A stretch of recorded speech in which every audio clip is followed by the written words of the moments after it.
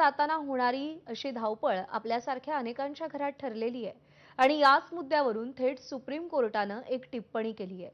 ती पत्नी आहे, कामवाली नाही असं सुप्रीम कोर्टानं म्हटलंय। मात्र त्यावरून पत्नी पीडित आक्रमक झालेत। काय घडतंय नेमकं पाहूया।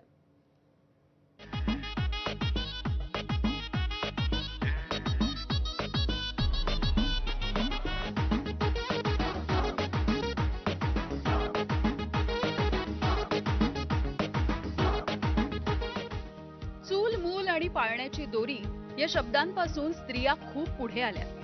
घरामधली सगळी व्यवधानं सांभाळत असताना सगळ्याच क्षेत्रामधल्या अग्रगण्य पदापर्यंत त्या जबाबदाऱ्या लीलया पार पाडतायत। मात्र त्याच वेळेला घरातली कामं महिलेनं करायची की पुरुषानं, हा प्रश्न आजही अनेकांच्या घरात आहे। मुख्यतः शहरांमधली अवस्था अशी की घरामधले स्त्री पुरुष दोघेही कमावते असतात।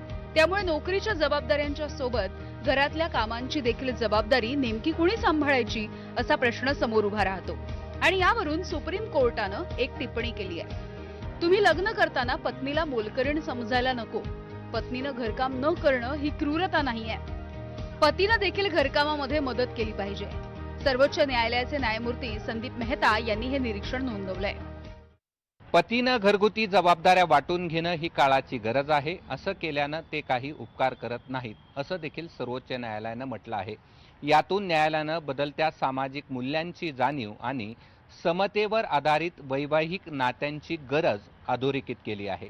डिवोर्सच्या केसमध्ये पण क्रुएल्टी आहे, पण क्रुएल्टी खरं तर हे फॅक्ट्सवर अवलंबून आहे। त्या प्रत्येक केसच्या फॅक्ट्स काय आहेत आणि खरं तर आतापर्यंत पण बरेच जजमेंट्स त्याच्यावर आहेत। आणि जरी आपण त्या स्टॅट्यूट म्हणजे जरी वाचला तो सेक्शन जो आहे त्याचा हिंदू मॅरेज ॲक्टचा सेक्शन 13 जो आहे त्याच्यामध्ये जो क्रुएल्टी वर्ड आहे त्याचं पण इंटरप्रिटेशन हे खरं तर सब्जेक्टिव्ह असतं। ते प्रत्येक जी केस आहे त्याच्या फॅक्ट्सवर अवलंबून असतं। त्याच्यामुळे क्रुएल्टी अशी कोडिफाय करणं किंवा त्याला एका साच्यात बसवणं ते डिफिकल्ट आणि ते शक्यच नाही आहे। त्यामुळे ह्याच्यामध्ये पण स्वयंपाक करायला सांगणं खरं तर हे बॅलन्स करायचं आणि मॉडर्नायझेशनच्या दृष्टीने तो रिमार्क तसा घेतला पाहिजे।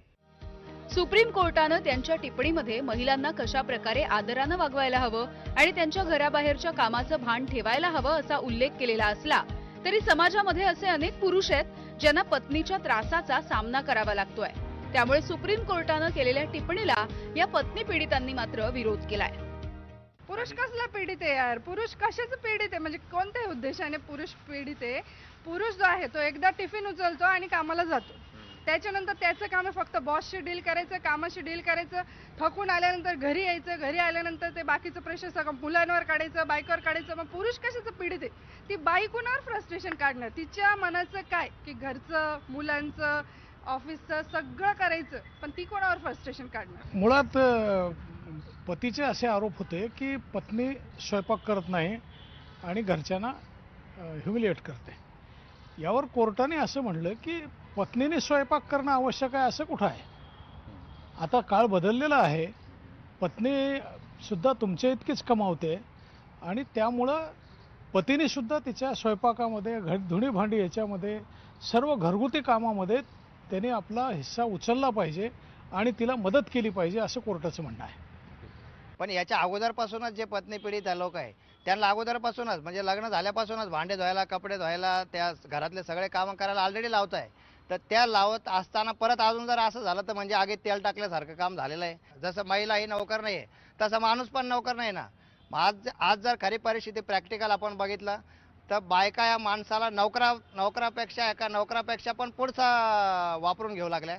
हे आपण म्हणतो पुरुष प्रधान संस्कृती आहे, पण या स्त्रिया राजा झाल्या आणि हा जो प्रधान आहे याची आज एवढे परेशानी झाली की आज जगणं मुश्किल झालं। हे न्यायालय पुरुषाच्या बाजूनं निकाल देत नाहीये, कारण पुरुष आतापर्यंत करत आला।